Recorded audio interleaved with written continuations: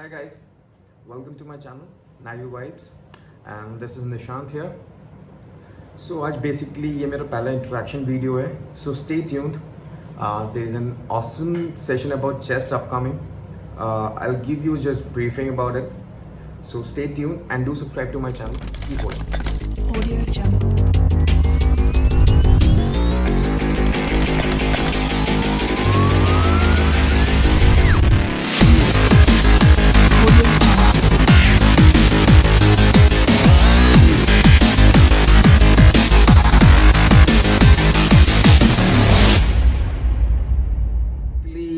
एक इंजीनियर हूँ. मैंने अपनी सिविल इंजीनियरिंग की है एंड मैंने मास्टर्स भी कर रखा है सिविल में. अभी still I am going through few courses, so even I am a student. So इसलिए व्लॉगिंग के लिए इतना टाइम डेडिकेट नहीं कर रहा हूँ मैं. बट जो भी हो, I will be catching up with you guys सून. और बिगिनर्स के लिए भी मैं एक सीरीज़ बना रहा हूँ क्योंकि बिकॉज मेरे दोस्तों ने खुद कहा है कि बिगिनर्स के लिए एक सीरीज़ बनाने. So I try mostly to incorporate everything in a single video. ठीक है, मैं वीडियोस का लेंथ नहीं बढ़ाऊंगा, मैं शॉर्ट वीडियोस रखूंगा. बेसिकली जो कॉन्वर्जेशन पार्ट है उसका अलग सा वीडियो बनाऊंगा और जो वर्कआउट का है वो अलग सा, ताकि लोग बोर ना हो जाए. ठीक है, सो जो ब्रीफिंग होती है मैं उसका अलग सा वीडियो बनाऊंगा एंड वर्कआउट का अलग सा. कर रहे हैं chest and I am having my pre workout black coffee with few more supplements जो मैं बाद में डिस्कस करूंगा. तो चेस्ट के हिसाब से मैं बेसिकली पहले ये ब्रीफिंग कर दूं कि चेस्ट जो होता है वो बॉडी का सबसे fast twitching muscle dominated muscle है. Fast twitching dominated in the sense, इसका ये मतलब नहीं होता कि उसमें स्लो ट्विचिंग मसल्स ही नहीं होता है, बट उसमें दोनों होते हैं. जो फास्ट ट्विचिंग डोमिनेंट है तो पहले तो बॉडी का जो क्लासिफिकेशन होता है मसल्स का वो दो ब्रॉड क्लासिफिकेशन में डिवाइडेड है. That is slow twitching muscles and fast twitching muscles. तो जो पेक्स है चेस्ट के, those are fast twitching muscles. तो अब इसका ट्रेनिंग रेजिम बहुत डिफरेंट होता है. ठीक है, तो जैसे आप प्लैंक करते हो तो उसको बोलते हैं आइसोमेट्रिक कॉन्ट्रैक्शन, बिकॉज उसमें कोई जॉइंट्स का मूवमेंट नहीं होता है. You just hold it at a position. तो उसमें क्या होता है, जितने स्लो ट्विचिंग मसल्स है वो एंगेज हो जाते हैं. ठीक है, तो आपने सुना होगा metabolic activities, I mean not metabolic activities, metabolic workout. तो बहुत से ट्रेनर्स कहते हैं metabolic workout, but I hardly doubt किसी को पता होगा उसका बेसिक रीजन क्या है.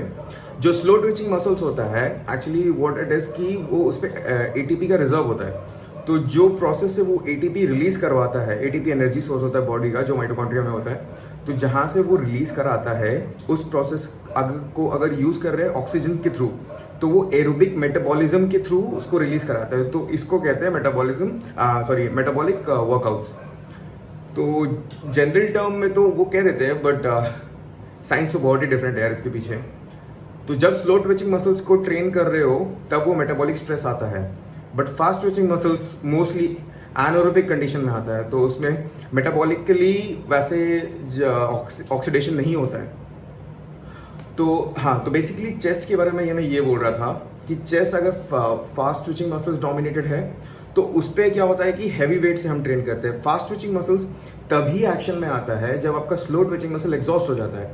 और स्लो ट्विचिंग मसल्स को एग्जॉस्ट करना है तो लो रेप्स में लाइटर वेट्स पे करते हैं. आई मीन हाई रेप्स पे लोअर वेट्स पे करते हैं. जैसे 15 to 20 रेप्स कर लिया और वेट को लाइट रखा. अब लाइट वेट क्या होता है ये तो यार varies from person to person.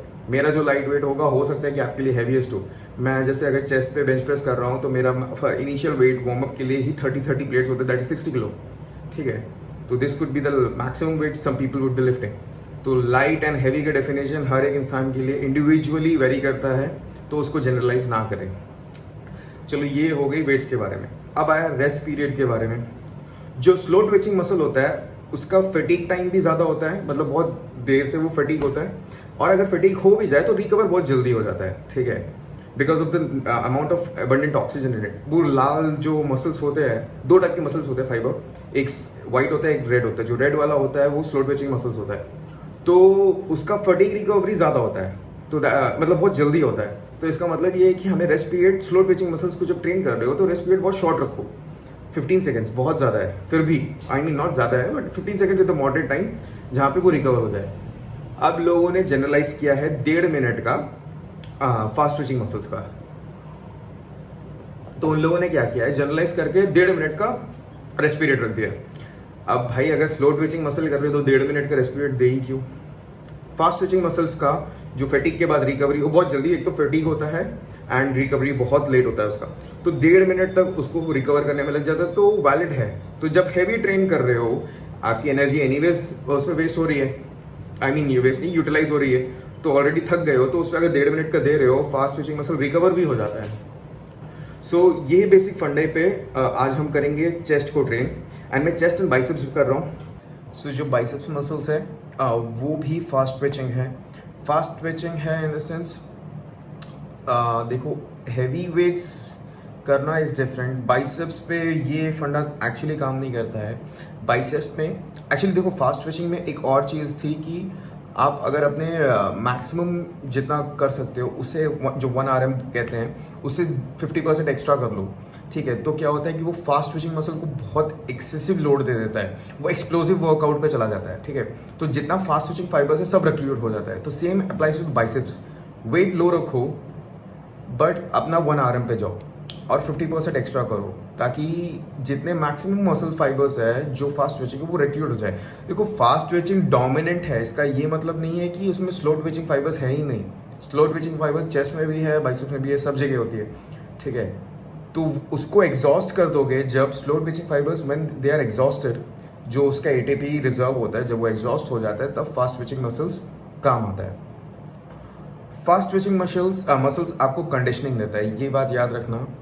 तो जिन बंदों का देखा होगा कि चेस्ट ब्रॉड है, फाइबर्स दिख नहीं रहे, कुछ नहीं दिख रहे हैं, तो उनका यही रीज़न है कि उन्होंने फाइबर हिट नहीं किया है।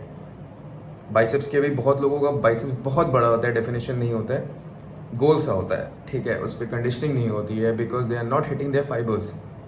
तो फाइबर्स रिक्रूट करना है, fast twitch fibres I mean, उसको रिक्रूट करना है। बाइसेप्स के लिए होता है 1 RM से ज़्यादा होना है, इवन चेस्ट के लिए 1 RM से, बट चेस्ट को हम हैवी ट्रेन करेंगे, बाइसेप्स को ज़्यादा हैवी नहीं ट्रेन करना है। बाइसेप्स के लिए भी ट्रेनिंग हैवी आती है, वो पर्टिकुलर सेट्स पे करते हैं, बट बाइसेप्स का मोस्ट ऑफ द वर्कआउट जो होता है वो स्लो होता है और टेम्पो भी उसका स्लो रखना होता है। आई मीन लाइट वेट्स पे स्लो टेम्पो पे 1 RM से ज़्यादा पहुंचना चाहिए। तो let's begin with the chest workout. So will head back to gym. और मैं डेली व्लॉग नहीं कर पाता हूँ because I am a student as well, so बहुत ज़्यादा लोड हो जाता है। So whenever possible, I'll be uploading some awesome contents. So you guys do subscribe to my channel. And really बहुत ही साइंटिफिक वे में हम इस वीडियोस को लेकर जाएंगे।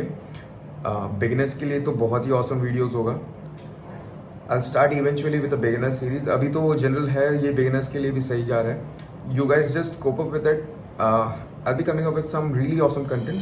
Do like my videos, share, and do subscribe. Don't forget to subscribe and click the bell icon.